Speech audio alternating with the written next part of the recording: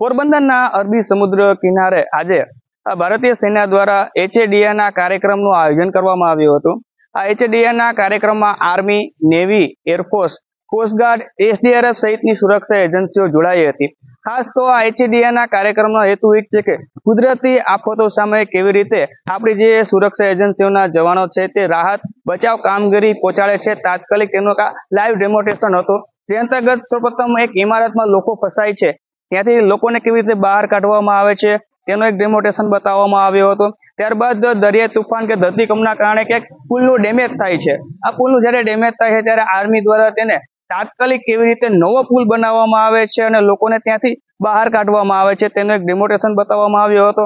ખાસ તેની સાથે સાથે નેવી અને એરફોર્સ દ્વારા પણ આ ડેમોન્સ્ટ્રેશનમાં જોડાયા હતા। તેમજ ખાસ જે આર્મી દ્વારા ટેકનોલોજીનો ઉપયોગ કરવામાં આવતો તેમાં એક શ્વાન છે, એક રોબોટ છે, તેનો પણ ઉપયોગ કરવામાં આવ્યો હતો ને ક્યાંક લોકો ફસાય છે મલવાન નીચે, ત્યાં કેવી રીતે રોબોટ પહોંચે છે તેનો ડેમોન્સ્ટ્રેશન બતાવવામાં આવ્યો હતો। અને ખાસ જે આજના આધુનિક સાધનો છે, ડ્રોન છે, ડ્રોન વડે કેવી રીતે મેડિકલ સામગ્રી પહોંચાડવામાં આવે છે તેનો પણ એક ડેમોન્સ્ટ્રેશન બતાવવામાં આવ્યો હતો। આર્મીના વડાઓ છે તે પણ ખાસ ઉપસ્થિત રહ્યા હતા, એરફોર્સ, નેવીના વડાઓ પણ ઉપસ્થિત રહ્યા હતા।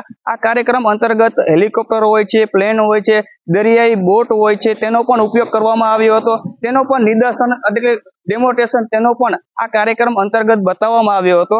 HADA કાર્યક્રમનો હેતુ એ જ છે કે કુદરતી આફતો દરમિયાન લોકોને કેવી રીતે રાહત અને બચાવ કામગીરી પહોંચાડવામાં આવે છે। પોરબંદરના અરબી સમુદ્ર કિનારે આપણે જોઈએ છીએ તો અનેક વાવાઝોડાનો સામનો પોરબંદરે કર્યો છે અને આ વાવાઝોડા દરમિયાન આપણે કોસ્ટગાર્ડ છે, નેવી છે તે સતત મદદ માટે આવતા હોય છે। તે જ અંતર્ગત આ એક કાર્યક્રમ હતો, કુદરતી આફતો સામે કેવી રીતે આર્મી છે, નેવી છે, એરફોર્સ છે તે રાહત બચાવ કામગીરી પહોંચાડે છે તેનું આજે પોરબંદરના દરિયા કિનારે પૂર્ણાહુતિ થઈ છે।